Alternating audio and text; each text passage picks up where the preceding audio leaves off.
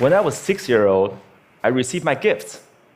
My first grade teacher had this brilliant idea. She wanted us to experience receiving gifts, but also learning the virtue of complimenting each other. So she had all of us come to the front of the classroom, and she bought all of us gifts and stacked them in the corner. And she said, why don't we just stand here and compliment each other? If you hear your name called, go and pick up your gifts and sit down. What a wonderful idea, right? What could go wrong? Well, there were 40 of us to start with, and every time when I hear someone's name called, I would give out the heartiest cheer. And then there were 20 people left, and 10 people left, and 5 left, and 3 left. I was one of them. And the compliments stopped. Well, at that moment, I was crying, and the teacher was freaking out. And she was like, hey, would anyone say anything nice about these people? No one? Okay, why don't you go get your gift and sit down, so behave next year, someone might say something nice about you. Well, as I'm describing this to you, you probably know I remember this really well. But I don't know who felt worse that day. Was that me or the teacher? She must have realized that she turned a team building event into a public roast for 3 6-year-olds. And without the humor, when you see people get roasted on TV, it was funny. There was nothing funny about that day. So that was one version of me, and I would die to avoid being in that situation again, to get rejected in public again. That's one version. Then fast forward 8 years, Bill Gates came to my hometown, Beijing, China, to speak, and I saw his message. I fell in love with that guy. I thought, wow, I know what I want to do now. That night, I wrote a letter to my family telling them by age 25, I will build the biggest company in the world, and that company will buy Microsoft. I totally embraced this idea of conquering the world, domination, right? And I didn't make this up. I did write that letter, and here it is. You don't have to read this through, and this is also bad handwriting, but I did highlight some keywords. You get the idea. So that was another version of me wanting to conquer the world. Well, then 2 years later, I was presented with the opportunity to come to the United States.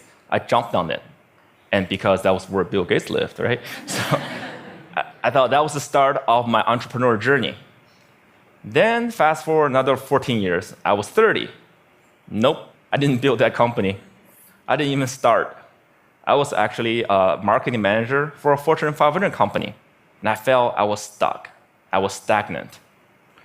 Why is that? Where is that 14-year-old who wrote that letter? It's not because he didn't try. It's because every time I had a new idea, every time I wanted to try something new, even at work, I wanted to make a proposal, I wanted to speak up in front of people in a group, I felt there was this constant battle between the 14-year-old and the 6-year-old. One wanted to conquer the world, make a difference.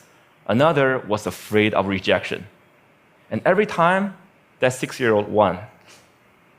And this fear even persisted after I started my own company. I mean, I started my own company when I was 30. If you want to be Bill Gates, you got to start sooner or later, right? When I was an entrepreneur, I was presented with an investment opportunity, and then I was turned down. And that rejection hurt me. It hurt me so bad that I wanted to quit right there. But then I thought, hey, would Bill Gates quit after a simple investment rejection? Would any successful entrepreneur quit like that? No way. And this is where it clicked for me. Okay, I can build a better company, I can build a better team or better product, but one thing for sure, I could be a better leader. I could be a better person. I cannot let that 6-year-old keep dictating my life anymore. I have to put him back to his place. So this is where I went online and looked for help. Google was my friend. I searched, how do I overcome the fear of rejection? I came up with a bunch of psychology articles about where the fear and pain are coming from. Then I came up with a bunch of rah-rah inspirational articles about, don't take it personally, just overcome it. Who doesn't know that? But why was I still so scared? Then I found this website by luck. It's called rejectiontherapy.com. Rejection therapy was this game invented by this Canadian entrepreneur. His name is Jason Comley. And it's basically the idea is for 30 days, you go out and look for rejection. And every day get rejected at something, and by the end, you desensitize yourself from the pain. And I love that idea. I said, you know what, I'm gonna do this, and I'll film myself getting rejected 100 days. And I came up with my own rejection ideas, and I'll make a video blog out of it. And so here's what I did. This is what the blog looked like. Day one. Borrow $100 from stranger. So this is where I went to where I was working. I came downstairs and saw this big guy sitting behind the desk. He looked like a security guard. So I just approached him, and I was just walking, and that was the longest walk in my life. I just hair at the back of my neck standing up. I was sweating, and my heart was pounding. And I got there and said, "Hey, sir, can I borrow $100 from you?" And he looked up. He's like, "No." Why? And I said, "No, I'm sorry." Then I turned around and just ran. I felt so embarrassed. But because I filmed myself, so that night I was watching myself getting rejected, I just saw how scared I was. I looked like this kid in Sixth Sense. I saw dead people. But then I saw this guy, he wasn't that menacing. He was a chubby, lovable guy, And he even asked me why. In fact, he invited me to explain myself. I could have said many things. I could have explained, I could have negotiated. I didn't do any of that. All I did was run. I felt, wow, this is like a microcosm of my life. Every time I feel the slightest rejection, I would just run as fast as I could. And you know what? The next day, no matter what happens, I'm not gonna run. I'll stay engaged. Day 2, request a burger refill. This is where I finished, went to a burger joint, I finished lunch, and I went to the cashier and said, "Hey, can I get a burger refill?" And he was all confused. I was like, "What's a burger refill?" I said, "Well, just like a drink refill, but with a burger." And he said, "Sorry, we don't do a burger refill, man." So this is where rejection happened. I could have run, but I stayed. I said, "Well, I love your burger, I love your joint, and if you guys do a burger refill, I would love you guys more." And he said, "Well, okay, I'll tell my manager about it. Well, maybe we'll do it, but sorry, we can't do this today." Then I left. And by the way, I don't think they ever done burger refill. I think they're still there.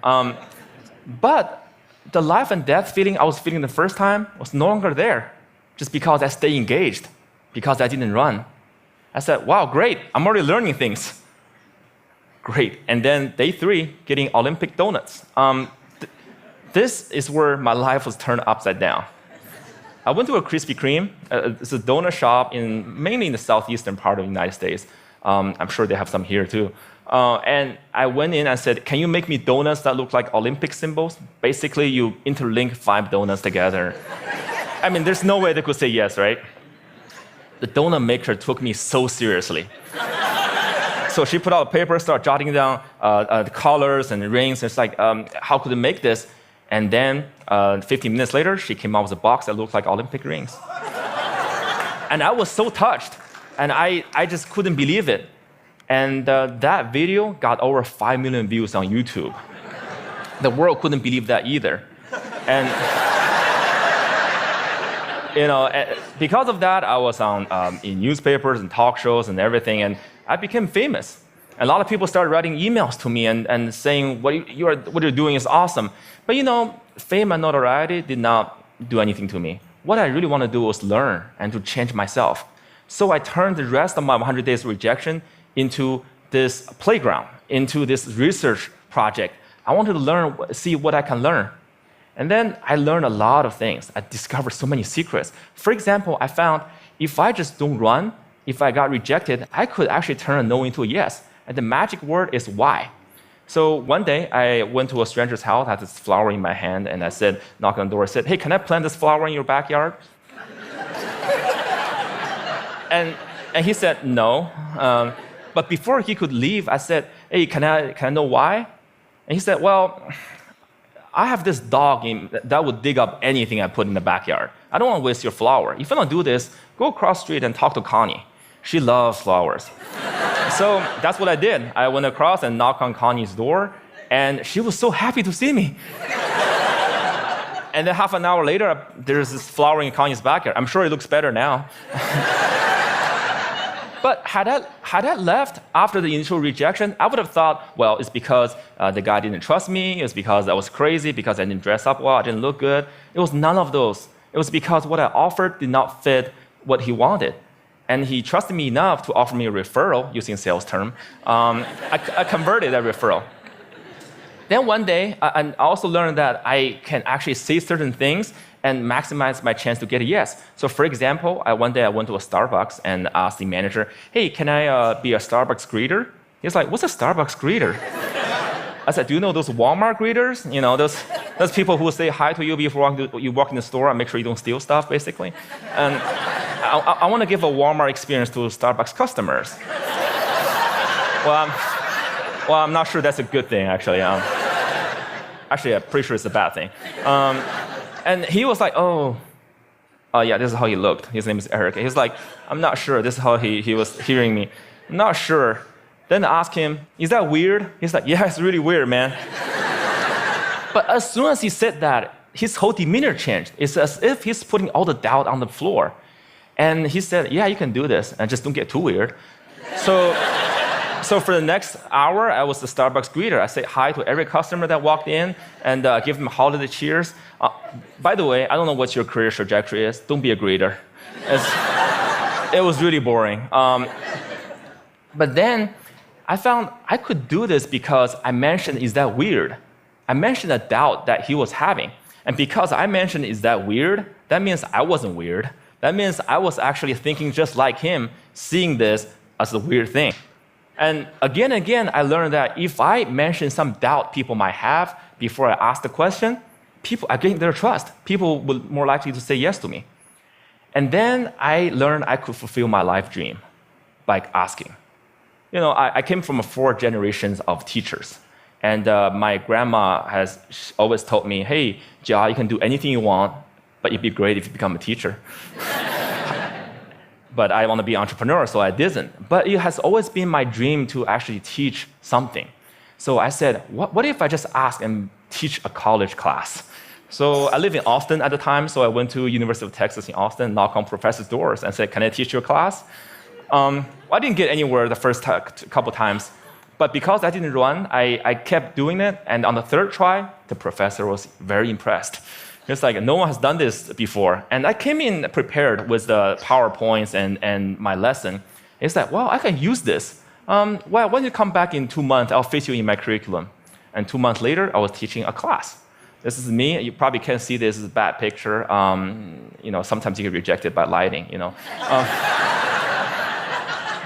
But when I finished teaching that class, I walked out crying because I thought I could just fulfill my life dream just by simply asking. I used to think I have to accomplish all these things, I have to be a great entrepreneur or get a PhD to teach. But no, I just asked and I could teach. And in that picture, which you can't see, I quoted Martin Luther King Jr.